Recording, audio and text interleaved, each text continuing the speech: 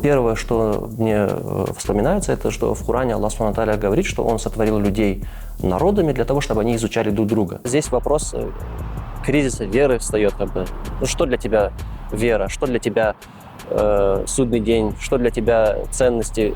Конвертация в крымско-татарскость возможно при вот в том хорошем тоне, что называется, да, при трансляции важных ценностей на добром языке. Конфликт возникает там, где человек не до конца вникает в суть вопроса. Можем ли мы рассматривать себя как нацию, а не как этнос? Мы утопаем просто в вот этих вот взаимных претензиях друг к другу. Если мы не можем сойтись на том, что мы хотим видеть сейчас, то, наверное, еще тяжелее договориться о том, чего мы хотим в будущем.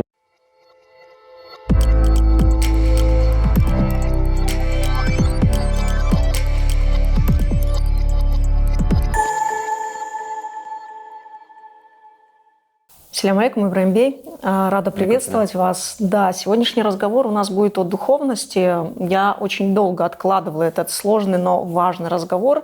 Он очень чувствительный для нас, но тем не менее наступило время поговорить об этом.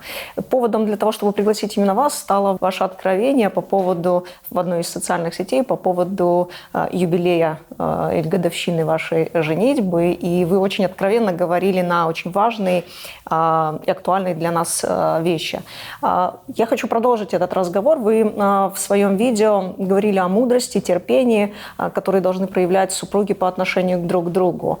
У меня есть ощущение, что нам не хватает этих качеств. Да? Что, и не сказать, что мы обделены совсем этими качествами, но есть ощущение дефицита подобных качеств, да, то есть терпения, мудрости, доброты в отношениях между мужчиной и женщиной, особенно когда они строят свою совместную жизнь. Вам так не кажется? Мне кажется, в целом есть недостаток мудрости, понимания и доброты в современном мире. То есть диктуются такие условия, когда человек должен чего-то достигать, добиваться любой ценой, он должен там облагоустроить свое финансовое состояние, быт и так далее. И в погоне за всем этим теряются такие базовые вещи, как теплота, доброта и так далее. То есть этот кризис, он есть, безусловно, мне кажется, это есть. И он обусловлен современными реалиями, скажем так, таким потребительским отношением к жизни. Гедонизм во всем проявлении. Да. Как вы думаете, каковы будут последствия вот такого игнорирования, скажем так, да, вот этих базовых и важных вещей? Хотя, с другой стороны, знаете, Ленор Ханым, я бы, наверное, сразу же добавил ремарку к себе, что в то же время мы можем наблюдать тренды, скажем так, да, на душевность какую-то такую, открытость, откровенность. То есть мода, она меняется, и вот со временем может быть и такое, что люди придут к тому, что все-таки там про экологичность, да, говорим, еще что-то, например. То есть когда это, возможно, опять станет модным, и уже не будет модно там гнаться за Поршем, а более привлекательным будет выстроить хорошие отношения там с 4-5 своими детьми, например. Ну, это вопрос моды, а наше отношение к этому всему, вот это важно. То есть мы следуем за модой, либо же мы ставим во главу угла именно ценности. Что вы вкладываете в понятие мудрости, терпения, такого бережного отношения друг к другу, особенно в семье? Честно, я после того, как я выпустил вот это видео, Ленор Ханым, я сразу же у себя там отметил, что мне больше всего не хотелось бы или страшно прослыть экспертом в семейных отношениях. Поэтому в этой программе я тоже должен сделать эту ремарку. Давайте сразу. Мы делимся пока что ощущениями, наблюдениями и собственными переживаниями. Мы не претендуем в данном случае на экспертность, мы просто, у нас за плечами определенная жизнь, да, и есть какой-то опыт, и поэтому мы делимся собственными наблюдениями. Наверное, доброта, мудрость, такой самый простой, элементарный способ, известный всем, это ставить себя на место того, кто стоит напротив тебя. То есть, или, например, если ты относишься определенным образом к своей жене, вот представь, твоя дочь вырастет, выйдет замуж, и вот как к ней будет относиться ее муж, как это будет выглядеть, как тебе хотелось бы. Вот, пожалуйста, следуй тому, что тебе подсказывает твое сердце. Мне наши зрители очень часто в соцсетях в личные сообщения пишут разного рода, скажем так, подкидывают разного рода темы для того, чтобы мы обсуждали на эти темы, на их взгляд, важные истории в своих выпусках Меркеза. Да, и среди таких темы, например, кто-то танцует на столах, да, и почему это возможно стало. Среди такого рода тем и сообщений, предложений для дискуссии, почему наши крымско-татарские дети не идентифицируют себя таковыми, да, то есть о потере, скажем так, идентичности. Последнее, что было написано мне, это про вот ту большую дискуссию про блогеров, да, про чистоту крови, условно говоря, да. Как вы думаете, чистота крови, она гарантирует сохранение идентичности, крымско-татарскости? Чистокровные крымские татары всегда ли они про крымско-татарскость, про мусульманство? Вообще нет. Вообще нет. Ну, мы можем видеть много таких семей, где имена у всех крымско-татарские, фамилии у всех крымско-татарские, бабушки, дедушки у всех крымские татары, а в семье, ну, вообще как бы ничего почти что крымско-татарского, вот, кроме этих имен и фамилий, не осталось. Ну, такие примеры есть немало, я думаю. Там у ребенка спросишь что-нибудь, там, один мне, он поморгает тебе и не сможет ничего без ответить, ответа? например, да. Не поймет твоего вопроса вообще. Ну, селям Алик, может, поймет, ответит, а остальное нет. Или, например, там, мусульманского, ну, разве что, там, я не знаю, что может быть, на полочке какая-то книжка с каких-то времен осталась. Ну, это в лучшем случае, если только не ограничиться просто... Таких примеров много, то есть это я к тому, что вообще не гарантия. Нет такой гарантии, что если там все крымские татары в роду, значит, и потомки наши будут тоже образцом крымских татар. От чего зависит, на ваш взгляд, почему эта тенденция стала возможной? От чего зависят вот эти процессы? Давайте с вашим личным примером, да, если вы готовы делиться. Что значит крымско-татарская семья, как вы воспитываете в своих детях, почему ваши дети идентифицируют себя крымскими татарами и так далее?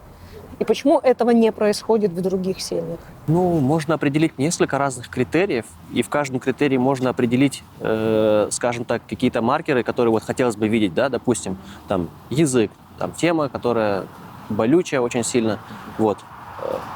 Что мы можем в плане языка? То есть элементарно какие-то бытовые вещи, чтобы на крымско-татарском обсуждались.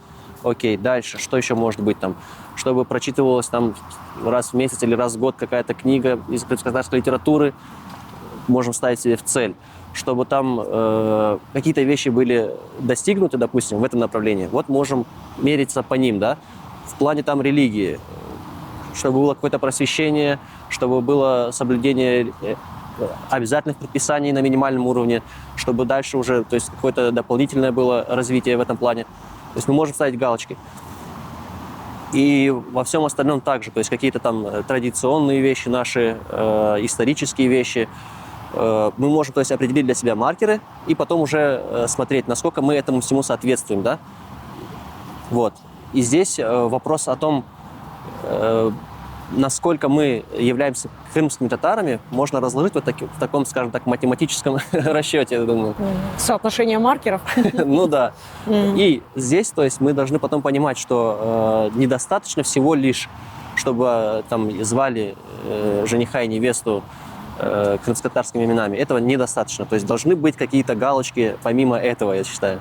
Если мы говорим о крымско-татарской семье. Как вы думаете, мы готовы? Это же каждодневный труд, да? Это постановка задач, это выбор книги, это еще масса каких-то мероприятий, условно говоря, которые нужно включать, да, то есть супруги должны заботиться о том, как наполнять, условно говоря, семейный контент, да, создавать его и погружать в это детей, чтобы воспитать тех самых крымских татар, о которых мы, условно говоря, мечтаем, да. Готовы ли мы к такому труду? Готовы ли мы к таким, ну, скажем так, выставлять такие требования к самим себе и быть последовательными в этом? Если говорить откровенно, то здесь однозначно этот труд немалый. То есть мы не можем это пустить на самотек и сказать, ну, раз мы крымские татары, значит, дальше все так и будет. То есть это нужно, скажем так, отрабатывать, да. Здесь труд нужен, необходим. А готовы ли мы к этому?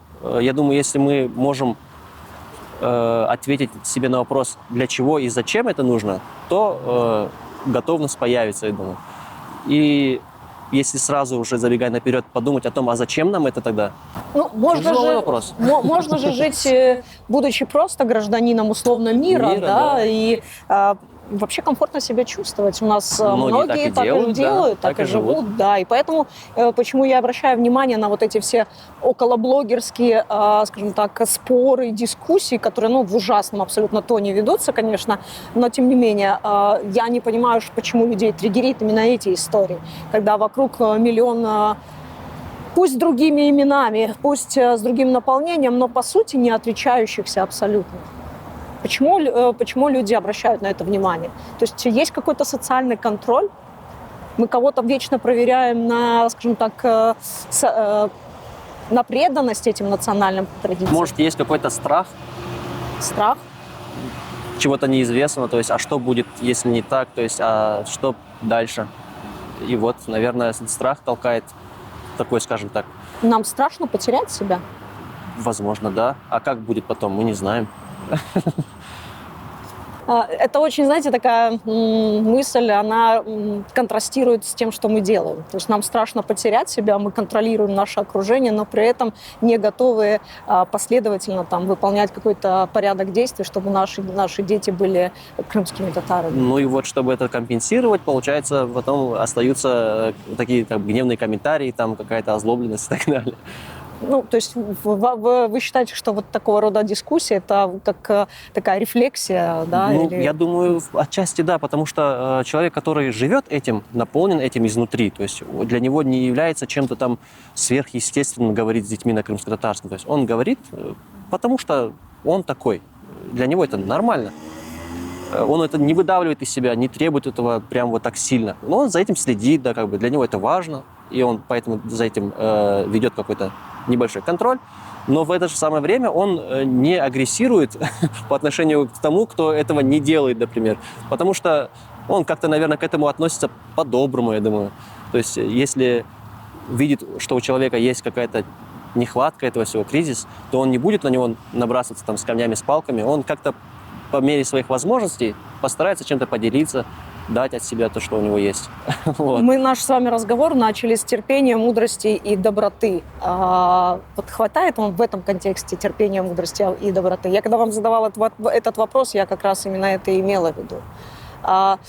Конвертация в крымско-татарскость возможно при вот в том хорошем тоне, что называется, да, при трансляции важных ценностей на добром языке, условно говоря. Есть вещи, Ленора Ханым, есть вещи, где нужно жестко разграничивать, например, а есть вещи, которые можно в более мягком тоне донести и будет более эффективно.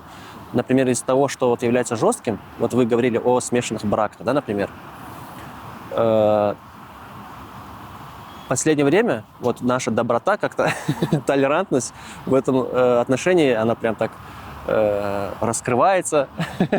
И мы видим, что как будто бы это даже становится нормой.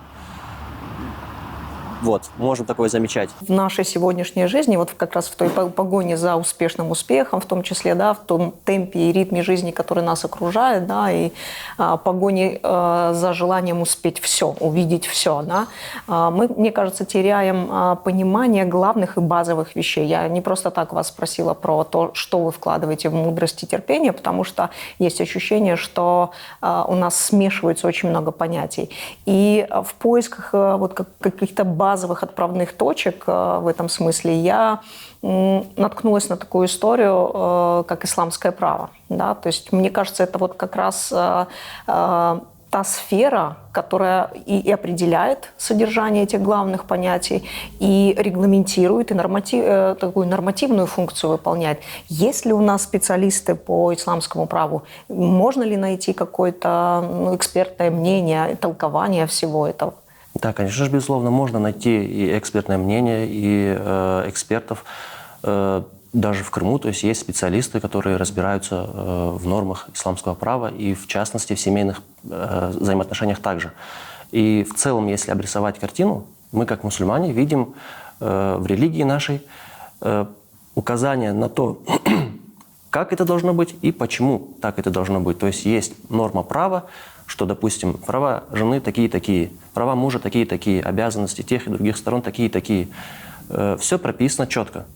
И в то же самое время дается мораль этого всего, то есть понимание того, для чего, почему так это должно быть.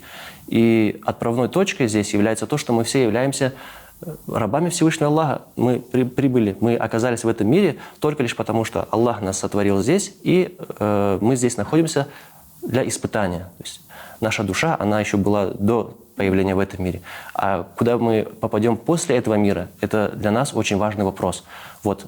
Если мы это держим в голове, то тут, конечно же, мы не можем себе позволить как-то неуважительно, там, оскорбительно относиться к людям и тем более к нашим близким, потому что мы за это будем спрошены, потому что это все несет последствия не только в этом мире, но и в вечности. Вообще в любом праве, да, есть такая история, как я и говорила, да, про объяснение терминов, да, и про соотношение тех или иных каких-то наших воззрений. То есть вот право как раз-таки выполняет эту регламентирующую функцию. А в контексте наших крымско-татарских правил у меня возникло, знаете, такое ощущение, что вот в этой, с одной стороны, желанием быть мусульманином, да, и следовать этой традиции, вступает в какое-то, не то чтобы противоречие, но в какое-то, и не противостояние, но в какой-то, знаете, дисбаланс между нашими традициями, этническими традициями и религиозными традициями. И вот контекст исламского права я поэтому и затронула, да, что говорят, скажем так, наши эксперты по этому поводу, да, как сбалансировать адет, или адат, как принято говорить, да, наш крымско-татарский адет с нормой исламской, да. У нас ведь очень много по этому поводу конфликтов, да, когда, ну, условно, там, праздновать какие-то этнические праздники или не праздновать, да. У нас почему-то на второй план уходят наши традиционные какие-то, я не знаю, термины или так далее. Да. У нас почему-то тимчит становится сухуром, да, имине становится аминой, да, и этот список можно продолжать. То есть вечный вопрос. То есть этническая идентичность, либо религиозная идентичность, либо можно найти этот баланс. Пока что я вижу перекосы. На мой взгляд, нам, как крымским татарам, в этом плане крупно повезло, потому что у нас есть многовековая история, которая сформировала традиции, основанные на исламской культуре, то есть на исламских ценностях. Мы можем встретить много обычаев наших, которые проистекают именно из-за того, что наши прабабушки и прадедушки были мусульманами. Элементарно мы завариваем каве гостю и просто так его не отпускаем, потому что ислам учит нас гостеприимности, например. И точно так же много других обычаев, они были сформированы по причине того, что предкам нашим было важно соблюсти веру. И, например, там невеста приходит в дом с Кораном, с Кораном, да, то есть это не для того, чтобы он красовался на стенке, а для того, чтобы читали его и жизнь свою обустраивали согласно велениям Всевышнего. Если мы как бы это все убираем в сторону, то есть все эти мотивы, содержание этого всего убираем в сторону и оставляем только лишь форму, и говорим, что вот так только лишь правильно, а другой человек говорит, нет, как бы по сути, вот это вот важно, а форма не так уж и важна. Вот там может возникнуть проблема. Но если смотреть на это, совмещая все это, то мы поймем, что форма, она дозволена во многих случаях. Многие наши обычаи, они не противоречат исламу, то есть нет запрета на них. А содержание их в большинстве случаев, оно является исконно мусульманским. Некоторые обычаи, конечно, не являются мусульманскими или же даже могут вступать в противоречие. Есть такое тоже. Тут надо быть осторожнее. Но не все подряд. То есть есть, я понимаю, о чем вы говорите, есть некоторые... Ну, хадерлес. Ну, например, хадерлес, да. Это более такой, скажем, противоречивый вопрос. Вот здесь согласен. Но, например, там кто-то кинет сейчас мне камень, я знаю, учу ЕДС, например, да, там дуалар, который проводит. Некоторые категорично против этого выступают. Говорят, что нет такого в исламе. Да, в исламе такого предписания нет, действительно. Если оппонентом этого человека станет тот, кто говорит, нет, без этого нельзя, как это не проводить учу ЕДС, вот тут будет конфликт, и как бы оба не совсем правы будут. Потому что в религии действительно нет учу ЕДС. Если кто-то не сделает учу ЕДС, он из ислама не выйдет. Он останется мусульманином. Он может каждый день делать дуа за своих родителей, бабушек, дедушек, или же в любое другое время собраться с родственниками и сделать дуа. Это будет очень хорошо. Ну, вот как я понимаю, раньше не было телефонов и оповещения такого удобного, чтобы можно было понять, когда же мы там соберемся, чтобы вместе сделать дуа Всевышнему, чтобы он смилостивился над тем, кто покинул нас вот на днях, да, или год назад, не знаю. Вот, поэтому обусловились какими-то днями. У них нет какого-то сакрального значения и так далее. Тот, кто говорит, что нет сакрального значения у этих дат, он прав как бы. Тот, кто говорит, что мы можем все равно собираться и делать тот же дуа, тоже прав, можем действительно. Поэтому конфликт возникает там, где человек не до конца вникает в суть вопроса, как бы, да, и, скажем так, хочет отстоять свою позицию из страха чего-то неизведанного. Вот. А если изучать это все, то даже в исламе мы встречаем такое, что обычаи, например, местная традиция, она, особенно в ханафитском асхабе, которым придерживаемся мы в большинстве в Крыму, она занимает такое значимое место, и на это опирается, то есть фетвы, скажем так, да, решения религиозные, на традицию, которая общепринята в обществе, оно имеет место быть и имеет значение, нельзя этого всего отрицать. А нам, как крымским татарам, опять же, я повторюсь, в этом плане легче, потому что у нас, в принципе, традиция, она своей целью обозначала следование исламским предписаниям. А как же быть с теми традициями, которые существовали у нас и в исламский период, но сегодня, ну, скажем так, отрицаются, да?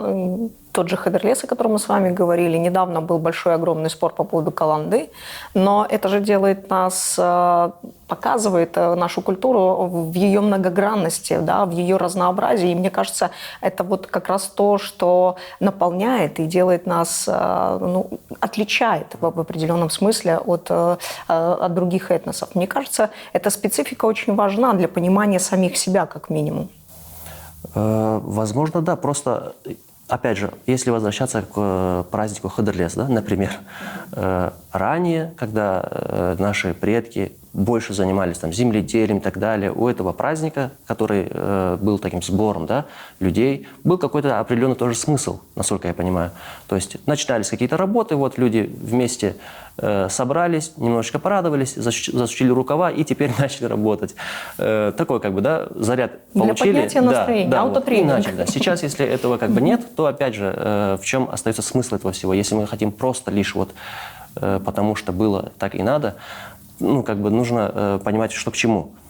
И принимать все, что содержит в себе вот информация о данном празднике, за чистую монету тоже неправильно. Например, там элементарно крутить халахай и смотреть, каким будет год, урожайным или нет, ну, это суеверие, которое не приветствуется ислама, это порицается. И, в принципе, это логично, что не зависит урожай от того, на какую сторону упадет отмек, да? Вот. То есть от этого лучше отойти. Ну, или же даже если это оставить, то если это, не верить в это как я перебиваю в очередной раз. Если на этот праздник смотреть не как на действие, которое предшествует определенным там, видам деятельности, началом полевых работ и прочее, а как на действие, которое сохраняет нашу этничность, скажем так, да, которое отличает нас от других культур, да, которое позволяет нам сохраниться как народу, в частности, вот в этом поликультурном месте. Вступает ли тогда в это противоречие? Мы же должны, скажем так, учитывать все обстоятельства, которые нас окружают, не только исчезнувшие там виды деятельности, но и существующие обстоятельства, которые, условно говоря, глобализация, которая может нас поглотить и сделать там космополитами в том числе. Позвольте, я немножечко перекручу вопрос теперь в другую сторону. Смотрите, мы говорим о своей идентичности, сплоченности и того, что мы существуем в условиях глобализации. Да? Мне кажется, здесь также будет важным отметить то, с чем мы планируем прийти к будущему. То есть не только лишь привязаться к истории, учитывать ее во внимание, обязательно, да, изучать и так далее, это очень хорошо и это необходимо. Но не только лишь привязаться, вот у нас было так, и никак иначе у нас не может быть. Но вместе с этим, или же параллельно этому, задуматься о том, какими мы хотим быть в будущем, с чем мы живем. То есть вот мы, крымские татары, какие мы будем через 20 лет, через 100 лет и так далее. И вот эти смыслы уже вкладывая в наши поступки сегодняшнего дня, проводить те или иные мероприятия. Вот, например, тот же Китаб Ярмалығы, который организует Краймен Татарс, или же Ахмеджит Базар, который тоже становится традицией, да, скажем так. Я думаю, это хорошее олицетворение того, с чем мы предстаем, что мы предлагаем миру, и при этом это исключительно крымско-татарские мероприятия, то есть там полностью наш колорит, наша культура присутствует, и ничего не отрицается из того, что было как бы в истории раньше, и не противоречит тому, какими мы можем быть в будущем. Мы не будем кусать потом локти? Или мы сейчас просто создаем новую традицию? Это такой процесс эволюции наших традиций, точнее, эволюция. Я думаю, есть у нас куча других вопросов, по поводу которых мы будем кусать локти. Это не самый главный. Это далеко не Хорошо, от самого главного. Про идентичность. У нас недавно под одним из выпусков один из наших подписчиков написал, что идентичность противоречит шариату. Можно улыбнуться. Не я, точно. Нет, не вы. Я улыбнулась, конечно, на такие комментарии, но как вообще к этому относиться? То есть это просто не знание, это просто такое вот поверхностное отношение или понимание религии. Мне тяжело понять, что было вложено в смысл того комментария, как бы, я не знаю, может, кто-то Это вот буквально имел там две строчки. Там мы говорили про идентичность, про этническую идентичность, и вот такой комментарий прилетел. Ну, первое, что мне вспоминается, это что в Коране Аллах Субхану ва Тааля говорит, что Он сотворил людей народами для того, чтобы они изучали друг друга. То есть не для того, чтобы они стремились к тому, чтобы стать одним народом. То есть для того, чтобы изучали, брали хорошие примеры друг с друга. Например, мы можем знакомиться с немцами и учиться у них пунктуальности, например. А они будут учиться у нас гостеприимности той же, например. Да?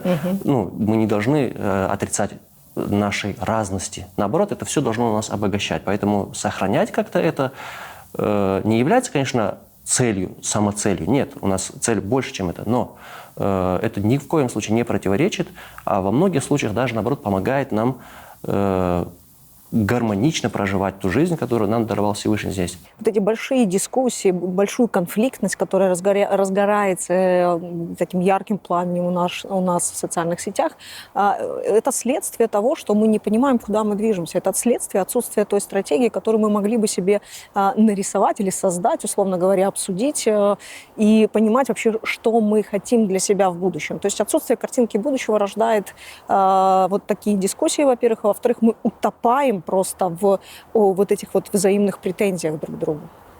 Возможно, да, но опять же тогда тяжело, если мы не можем сойтись на том, что мы хотим видеть сейчас, то, наверное, еще тяжелее договориться о том, чего мы хотим в будущем, наверное, да, то есть и такие дискуссии необходимы.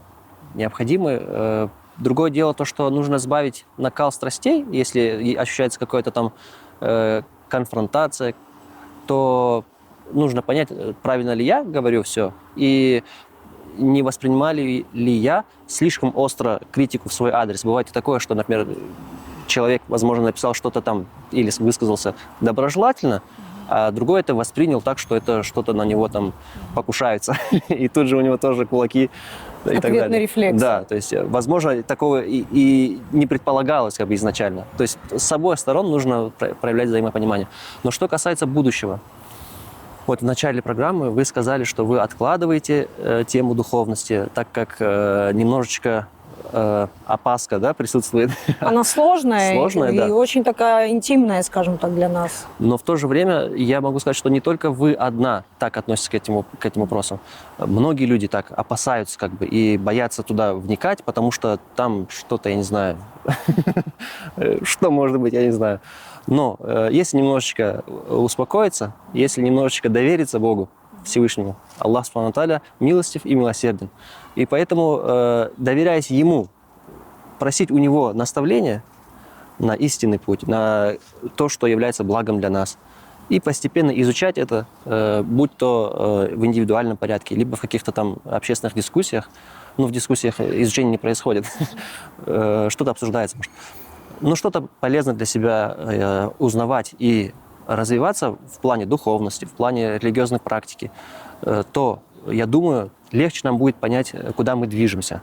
Потому что конечная наша точка, то есть конечная остановка, она одна, да, когда человек покидает этот мир, мы что говорим все? «Инна лилляхи ва инна иляхи раджиун». Все мы от Аллаха, и все мы к Аллаху вернемся. Да. Вот. Поэтому, когда мы понимаем, что все мы придем к Аллаху, будем спрошены перед Ним, тогда зачем нам сейчас как бы создавать себе лишние проблемы в этом мире? То есть надо, наоборот, облегчать и быть помощниками друг для друга, я считаю. Вот. И в таком случае вопрос понимания будущего в плане нашей перспективы развития как народа, как представителей этого народа, тоже будет во многом облегчен. Что я имею в виду? Мы, как мусульмане, опираясь на те ценности, которые проповедует ислам, можем выстроить для себя вектор развития такой, что он будет соответствовать нашим интересам в этом мире и будет обеспечивать наши интересы в мире вечном. Вот. То есть, чем больше мы будем узнавать и чем больше мы будем облагораживать себя этими знаниями, тем легче нам будет договориться между собой, нам будет легче устроить взаимопонимание на данный момент и легче будет взглянуть на то, что нас ожидает в будущем. При условии, если мы разделяем одинаковые ценности. Да. Моя опаска состояла лишь в том, что у нас за плечами очень такое, не скажу, что атеистичное, но все-таки такое советское прошлое, которое нас лишило, да, определенной морали, лишило определенных ориентиров. И поэтому я боюсь кого-то обидеть, я боюсь кого-то оскорбить. Поэтому этот разговор прежде всего так долго затягивался именно по этим причинам, не по каким другим. А я чувствую, что он необходим. Я чувствую, что нам нужно соизмерять наши, да, вот эти взгляды и позиции. Знаете, один раз было какое-то общение, и женщина спрашивает, а вот как уберечь своего ребенка от того, чтобы он там попал в какие-то радикальные секты. Я же понимаю, что отчасти опаска с этим тоже связана, что Безусловно. Там есть такие какие-то непонятные люди, которые непонятно чего хотят, и опасно с ними связываться. Есть такая опасность, не исключено. Но вот она спрашивает, как обезопасить ребенка от этого. Я говорю, вы должны стать для него примером сами в первую очередь. И тут у нее не было ответа на такое предложение. Потому что это тоже требует работы же. Модель поведения. В одном из выпусков Маркеза мы с моей гостьей говорили о возможных демографических вызовах, которые нас ожидают в будущем. И я предположила, что мы должны быть готовы к этим вызовам, мы должны быть готовы к межэтническим бракам. Один из наших зрителей, не поняв сути нашего разговора и к чему, собственно говоря, была эта моя фраза, то есть я как политолог, я просто предупреждаю о наших рисках, в общем-то, обвинил меня во всех смертных грехах, обвинил в том, что я пропагандирую что-то неположенное, да, и мои слова якобы как раз-таки являются риском. Но сегодняшний вот этот вот бум в социальных сетей по поводу межэтнических браков и всех тех блогеров, которые вот в этом контексте были упомянуты, готовы ли мы к таким вызовам, да, сегодня уже исходя из всех этих ситуаций, или же единственная реакция на все это будет вот лишить кого-то права быть крымскими татарами? Однозначно, ни у кого из нас нет права лишить кого-то там национальной принадлежности. Если человек себя ассоциирует с народом, то, соответственно, это его право. И, наверное, не можем так просто на него посягаться, на это его право. А другой вопрос, как такая шуточная скороговорка есть же, Крым татарлаштырылганлардансыңызмы? Вот. То есть вопрос о том, можем ли мы рассматривать себя как нацию, а не как этнос. Вот. И готовы ли мы к такому варианту развития событий? Как бы. Вот это вопрос. Потому что исторически мы можем видеть, что в нашем этногенезе было много кого. То есть это все наши предки. А кем будут наши потомки? Вот этот вопрос. То есть что для нас является крымско-татарским? Что из себя представляет крымский татарин? Какие качества присущи ему в обязательном порядке, вот эти вопросы как бы для нас остаются открытыми, я считаю, на данный момент. Потому что кто-то это привязывает лишь только там, к языку и традициям, кто-то говорит там обязательно ислам, и в принципе, если ислам есть, то больше ничего не надо. Другие говорят, что это можно все как бы вместе, в совокупности смотреть. Но я, наверное, к третьему себя отнесу. Если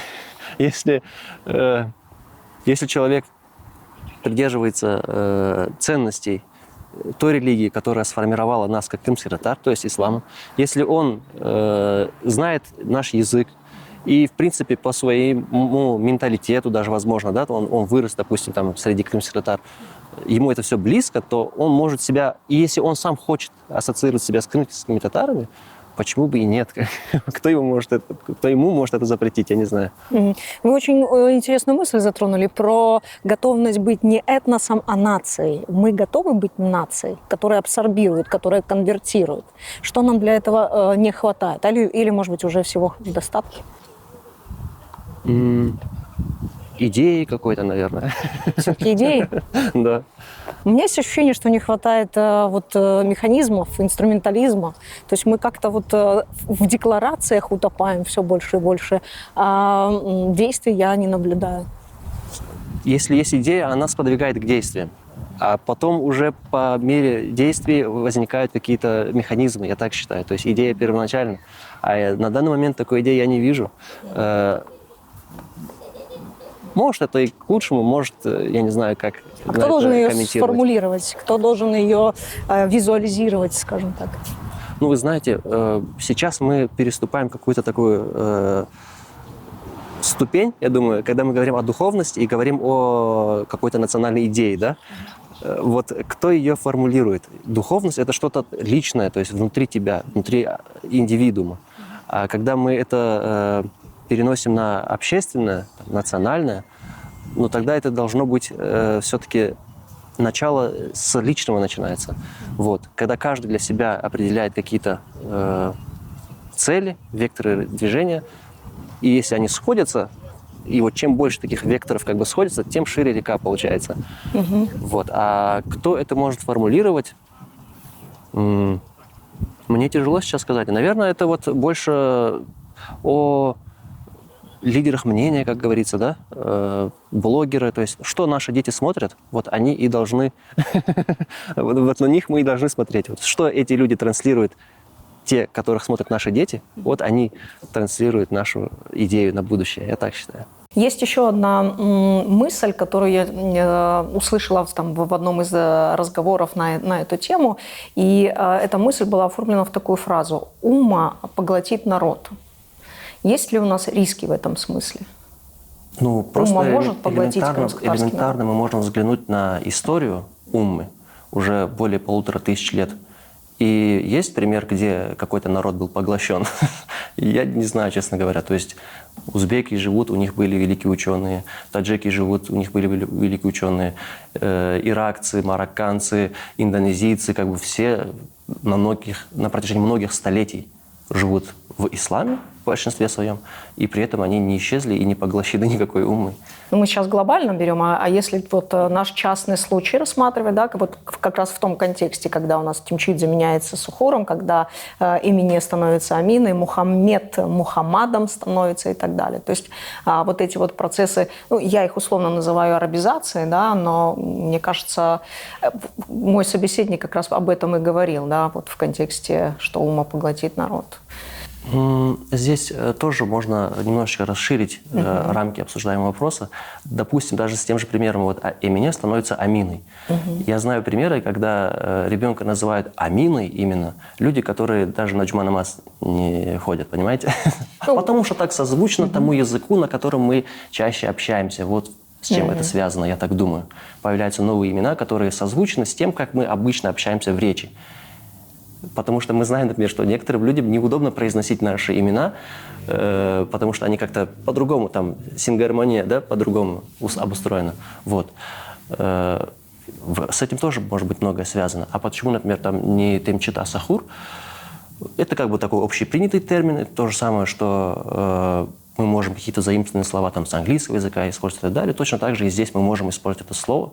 Да даже в турецком языке и то Сахур, по-моему, используется, это нормально. Это не только лишь такое чисто там, не знаю, в Мекке этим словом используют. Про тенденцию говорим, да? В тенденции в целом у нас, ну, про ассимиляцию мы говорим много и так далее. Про то, что ассимиляция, она не всегда выглядит с каким-то светским лицом. Да? Ассимиляция не всегда в образе такой глобализации, да, и поглощения вот общей культуры, которая нас окружает. Она же может быть и с другим лицом, и с другим профайлом, скажем так. Согласен, может быть. С чем это может быть связано? Да, с незнанием однозначно. То есть многие вещи, если мы не знаем, тут возникают проблемы. И, не знаю, наверное, общий такой, скажем так, вайб если можно так сказать. Раз уж типа пропадать, Пропадать то лучше сразу. пропадать в эту сторону, чем в ту, например, да? Крайность, Да, очевидно. но в данном случае я бы сказал, что не нужно ставить крест на нашем народе, например, если мы говорим о крымских татарах. Не нужно ставить крест, наоборот. Нужно оптимистично смотреть, что раз мы пережили столько всего в истории, и до сих пор мы есть, я вижу это так, что это говорит о том, что еще что-то предстоит нам дать в этом мире хорошее, то есть принести какую-то пользу. Именно для этого мы до сих пор сохранены. То есть и нам нужно постараться это дальше сохранить, обогащаться знаниями, возвращаться к корням, укреплять свои ценности. И постепенно, возможно, тенденция будет изменяться в другую сторону. Я умышленно вот утрирую, когда задаю вопрос всегда своим собеседникам, умышленно утрирую, эмоционально так подогреваю, скажем так, да, эти свои вопросы, доводя как бы до крайности. Понятно, что мы еще в некоторых, скажем так, моментах не на краю пропасти стоим, но хочется усилить эмоционально, чтобы вот привлечь внимание, скажем так, да, к этим вещам. Поэтому я не считаю, что мы там потерянное, да, абсолютно племя, что называется, да, то есть очевидно у нас есть потенциал. Вы правы в том смысле, что если мы выжили и нам удалось что-то сохранить себя в своей идентичности, то, очевидно, нам есть что сказать еще в будущем, иншаллах.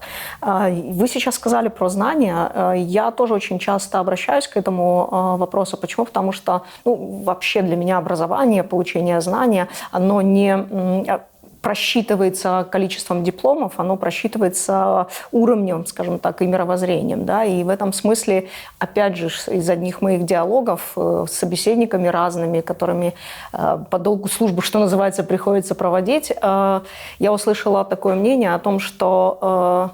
Точнее, даже это было в наших комментариях под нашими выпусками. Такой спор зародился о том, что очень жаль, что строятся мечети, но не строятся школы. И вот собеседники в этом смысле зацепились тогда, что называется, что нужно строить, школы или мечети? Как по мне, очевидно, что нужно строить и то, и другое. Но пока что, и это прекрасно, что меняется такая ландшафт, скажем так, архитектурный меняется, и вместе с нами здесь появляется ислам в Крыму. Но есть ощущение, что мы немножко проседаем в сфере образования. Есть ощущение, что такой, знаете, популизм присутствует, особенно вот в сфере духовности, там, религиозного мировоззрения и так далее. Если можно, я немножечко постараюсь переместить зрителя и вас тоже в лучезарный город Медину. Тот, кто там был, он повсеместно там ощущает такое спокойствие и умиротворение. Вот честно. Кто там был, это подтвердит. В Медине какая-то особая атмосфера. И мы знаем, да, что в истории, в первых годах ислама, пророк, саллаллаху алейхи Мухаммад алейхиссалям, 13 лет проповедовал в Мекке, и когда уже там шансов не оставалось продолжать деятельность, он переселился в Медину. И тут уже совершенно новая эпоха открылась. И тут началась строиться первая мечеть. Тут уже была мусульманская община, и вот у нее появилась мечеть. Какую роль играло это здание, скажем так, да? Там это не было чем-то грандиозным, это были саманные стены, перекрытые пальмовыми листьями, и все. Но это было не просто место для собрания во время молитвы, это было намного-намного больше. То есть и не только лишь школа. Школа там была, скажем так, в одной из первых строчек функции этого заведения, скажем так, мечеть, Дом Аллаха, выполняла функцию школы и университета даже. Также там были, скажем так, решались какие-то бытовые вопросы. Также там совершались какие-то сделки по бизнесу, торговле и так далее. То есть это было центром общественной жизни во многих аспектах, если не во всех вообще. То есть там, где люди собирались, виделись, общались, обменивались опытом и информацией, и знаниями в том числе. Поэтому очень неправильно противоставлять друг другу школу и мечеть. То есть... Мечеть, она должна обязательно выполнять функцию школы, то есть дать информацию, образование и так далее. Даже Исмаил Бей Касплинский, например, он про медресе, когда говорил, он говорил о том, что нужно просвещать, развивать наших детей, нашу молодость разными науками и так далее. Это все соответствует духу ислама. И с другой стороны, школа не должна воспитывать каких-то эгоцентричных, безбожных людей. То есть школа тоже должна прививать любовь к науке с отсылкой на то, что это все помогает нам познать мироздание, познать Творца и быть хорошим человеком элементарно. То есть школа, она тоже несет в себе какую-то духовность в идеальном мире, скажем так. Вот. Поэтому, мне кажется, нелогичным это противопоставлять друг другу. Ну, у нас в обществе пока существует это противопоставление, думаешь, либо туда, либо сюда. Хорошо, да? но главное, чтобы в головах не было этого. Да, давайте возвращаться из прекрасной Медины, да, там в те края, где было Зинджирлы медресе, и, кстати, оно выполняло ту же самую функцию, да, то есть это было центром и научного знания, и духовности, поэтому вот как бы для меня вот это и есть символ, да, где прекрасно сочетались и наша образованность, и наша религиозность. Почему при нашем таком антропологическом разнообразии, да, мы люди степи, мы люди гор, моря, мы так нетерпимы к разнообразию вокруг нас, да, к эмоциональному, к культурному. В числе каких способностей, наших способностей стоит принятие? А если даже рассматривать вот этот антропологический момент, насколько мы принимаем друг друга, можно подшутить на эту тему? Да, шуток в этом достаточно. Я думаю, у нас в характере присутствует это, то, что мы как бы так... Не особо сговорчивы. Копия калсангда, оскойный нос. У нас это есть такой момент. Возможно, это не всегда хорошо, но это часть нас, как бы, да, исторически. Ну, это да, принятие, будучи мусульманами и сформировавшимися вот в этой традиции, на каком месте у нас стоит принятие? Эмпатия. Если предположить, что мусульмане должны быть белыми и пушистыми и воспринимать все подряд за чистую монету, то такого не должно быть. В то же самое время ислам нам дает определенные принципы, идеалы, ценности и мерила, по которым мы ориентируемся в этом мире. Вот. И, соответственно, мы как бы все проносим через эту призму. Но одно дело, когда ты это все изучаешь и знакомишься с этим. Другое дело, принимаешь ли ты это к себе, то есть в обыденную практику, там, на свой образ как-то применяешь или нет. Ислам нам дает четкие инструменты, мерила, принципы, ценности, по которым мы вот через эту призму проносим все, да, в нашей жизни. Вот, поэтому не принимать какие-то вещи – это тоже нормально, но при этом как бы все воспринимать в штыки – тоже неправильно. Ну и если говорить про широту воззрения, да, то есть разнообразие какое-то, то, опять же, возвращаясь вот к тому, о чем я говорю, что в исламе есть четкие принципы и границы, на самом деле эти границы, они очень широкие, то есть и они позволяют раскрываться творчеству, будь то или там потенциалу интеллектуальному. Широкие границы, они позволяют раскрываться человеку и быть еще более эффективным и полезным в этом мире, как бы.